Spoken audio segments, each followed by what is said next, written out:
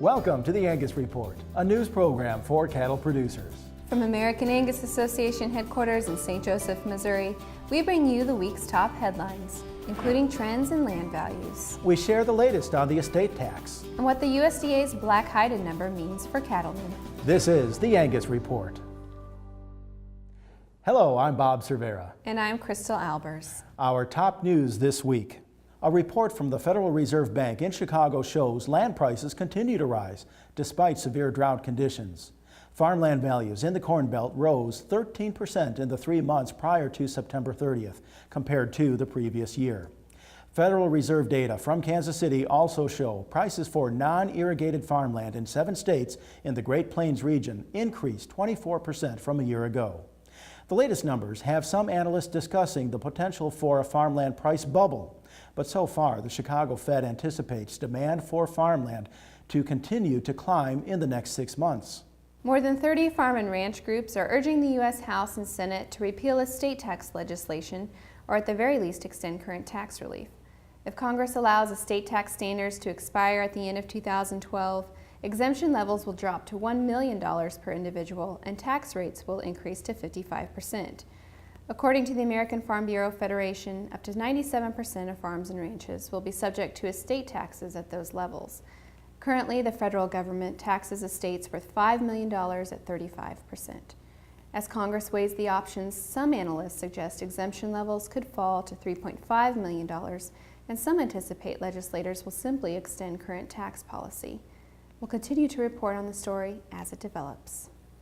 The Angus Foundation is once again partnering with Intrust Bank for Phase 2 of the $75,000 card challenge. For every new and activated American Angus Association Platinum Visa booked through December 31st, Intrust Bank will make a $100 donation to the Angus Foundation to help support Angus education and youth and research programs. If someone wants to participate in the $75,000 card challenge, they have to do 2 things. One is to open a new credit card account, and then the second thing is very important, and that's to activate the account. And in order to activate the account, that individual must spend $100 on their credit card, and then Intrust Bank will give a $100 donation to the Angus Foundation. That $100 that they spend on the credit card could be any everyday expenses that they normally put on a credit card. Time is running out in order to participate in the program because it ends on December 31st. If 300 more cards are activated by the end of this year, Intrust Bank will also add $25,000 to its donation, making the program worth $75,000. Go to www.angusfoundation.org to learn more. The Angus Foundation also helps conduct the annual Carcass Steer Contest at the National Junior Angus Show, a contest that aims to teach Angus youth about carcass quality and the ultimate end product. 2 young Angus juniors shared their experiences with the contest and what they learned about quality grades and what it takes to qualify for the Certified Angus Beef brand. Well, I learned that genetics can play a great role in making quality beef for CAB. My steer, well, he first weighed 1290 and then he graded low prime. His yield grade was 3.3 and his dressing percent was 63.2. It was very fun. It was my first year to do it.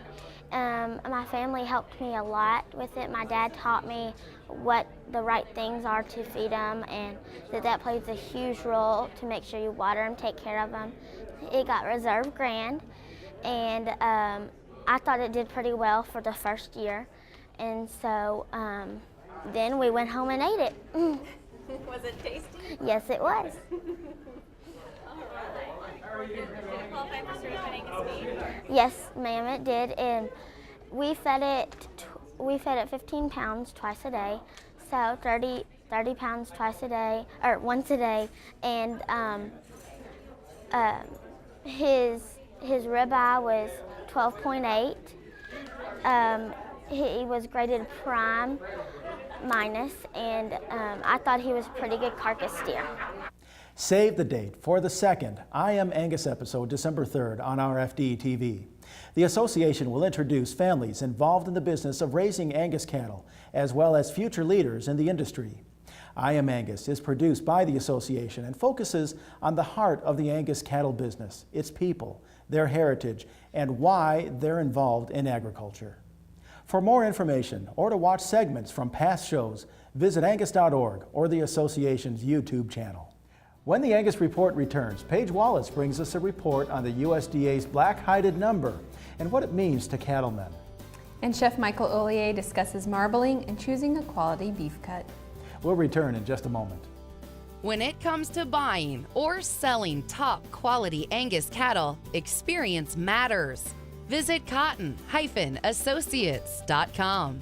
That's cotton-associates.com to learn about our fall Angus sales.